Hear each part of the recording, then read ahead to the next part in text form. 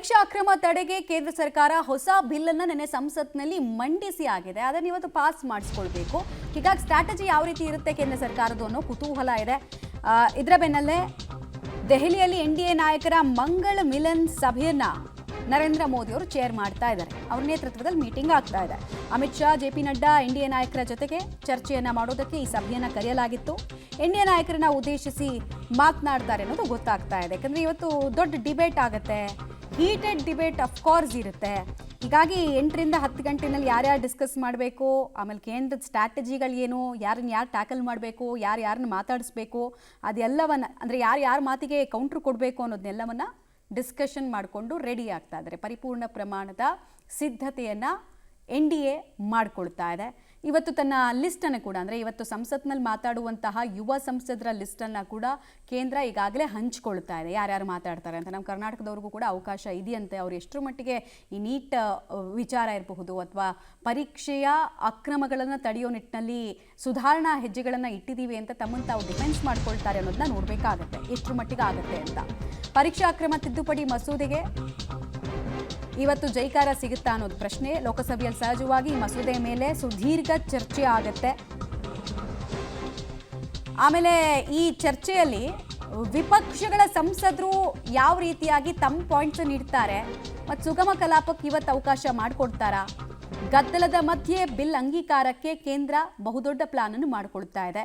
ಈಗಾಗಲೇ ನಾವು ನೋಡಿದ್ದೀವಿ, TMCಯ ರೆಬೆಲ್ MP ಗಳಿದ್ದಾರೆ, ಈ ಕಡೆಗೆ ಶಿವಸೇನೆಯ ರೆಬೆಲ್ MP ಗಳಿದ್ದಾರೆ, NCPIನ ರೆಬೆಲ್ MP ಗಳಿದ್ದಾರೆ. ಎಲ್ಲರೂ ಕೂಡ ಇವರಿಗೆ ಮತ ಹಾಕ್ತಾರ ಅನ್ನೋದನ್ನ ನೋಡಬೇಕು. ಡೀಟೇಲ್ಸ್ ಕೊಡ್ತಾರೆ ಶಬೀರ್. ಸ್ಟ್ರಾಟಜಿ ಯಾವ ರೀತಿ ಇರುತ್ತೆ ಇವತ್ತು NDA ವಿಪಕ್ಷಗಳನ್ನು ಟ್ಯಾಕಲ್ ಮಾಡೋ ನಿಟ್ಟಿನಲ್ಲಿ? ನೋಡಿ, ಮೊದಲನೇದಾಗಿ ಈಗಾಗಲೇ NDA ಸಂಸದೀಯ ಸಭೆ ಆರಂಭ ಆಗಿದೆ. ಯೋಗಿ ಬಾಲ ಸಭಾಂಗಣದಲ್ಲಿ ಈಗಾಗಲೇ ಸಭೆ ಕೂಡ ನಡೀತಾ ಇದೆ. ಪ್ರಧಾನಿ ನರೇಂದ್ರ ಮೋದಿ ಸೇರಿದಂತೆ ಎಲ್ಲ ಪ್ರಮುಖ NDA ನಾಯಕರುಗಳು ಕೂಡ ಈ ಸಭೆಯಲ್ಲಿದ್ದಾರೆ. ಇವತ್ತು ಸಂಸತ್ ಕಲಾಪದಲ್ಲಿ ಮುಖ್ಯವಾಗಿ ಲೋಕಸಭೆಯಲ್ಲಿ ಯಾವ ರೀತಿಯಾದಂಥ ಸ್ಟ್ರಾಟಜಿಗಳನ್ನು ಮಾಡಬೇಕು, ಮತ್ತು ಈ ಪರೀಕ್ಷಾ ಅಕ್ರಮ ತಿದ್ದುಪಡಿ ಕಾಯ್ದೆ ಏನು ಬರ್ತಾ ಇದೆ ಇದರ ಕಡೆಯ ಹಂತದವರೆಗೂ ಕೂಡ ಯಾವ ರೀತಿಯಾಗಿ ಸರ್ಕಾರವನ್ನು ಸಮರ್ಥನೆ ಮಾಡ್ಕೊಳ್ಬೇಕು ಅನ್ನೋ ವಿಚಾರಗಳಿಗೆ ಸಂಬಂಧಪಟ್ಟಂತೆ ಚರ್ಚೆ ಕೂಡ ಆಗಿದೆ. ಈಗಾಗಲೇ ಲೋಕಸಭೆಯಲ್ಲಿ ನಿನ್ನೆ ಬಿಲ್ ಮಂಡಿಸಲಾಗಿದೆ.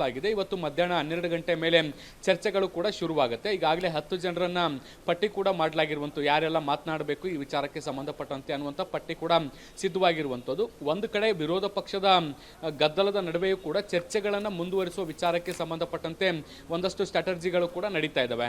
ಯಾಕೆ ಅಂದರೆ ವಿದ್ಯಾರ್ಥಿಗಳ ಮೇಲಾಗಿರುವಂಥ ಹಲ್ಲೆಗೆ ವಿಚಾರಕ್ಕೆ ಸಂಬಂಧಪಟ್ಟಂತೆ ಅಮಿತ್ ಶಾ ಅವರು ಮತ್ತು ನರೇಂದ್ರ ಮೋದಿ ಅವರು ಮಾತನಾಡಬೇಕು ಅನ್ನುವಂಥ ನಿಟ್ಟಿನಲ್ಲಿ ಕಾಂಗ್ರೆಸ್ ಸೇರಿದಂತೆ ಇತರೆ ಮೈತ್ರಿ ಪಕ್ಷಗಳು ಪಟ್ಟನ್ನು ಹಿಡಿದಿದ್ದಾವೆ.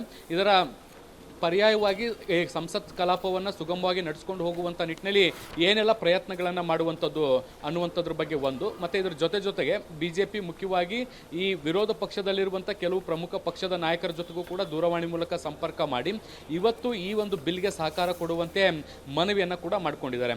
ಒನ್ಸ್ ಕಲಾಪ ಶುರುವಾದ ಬಳಿಕ ಯಾರು ಈ ಬಿಲ್ನ ಪರವಾಗಿ ಕೂತ್ಕೊಂಡು ಡಿಸ್ಕಷನ್ನಲ್ಲಿ ಭಾಗಿಯಾಗ್ತಾರೆ ಅನ್ನುವಂಥದ್ದನ್ನು ಕಾದು ನೋಡಬೇಕು. ಆದರೆ ಈ ಕಲಾಪ ಆರಂಭ ಆಗೋಕ್ಕಿಂತ ಮುಂಚೆ ಅದಕ್ಕೆ ಬೇಕಾದಂಥ ಅಗತ್ಯ ತಯಾರಿಗಳಂತೂ ಈಗ NDA ಮಾಡ್ಕೊಳ್ತಾ ಇದೆ.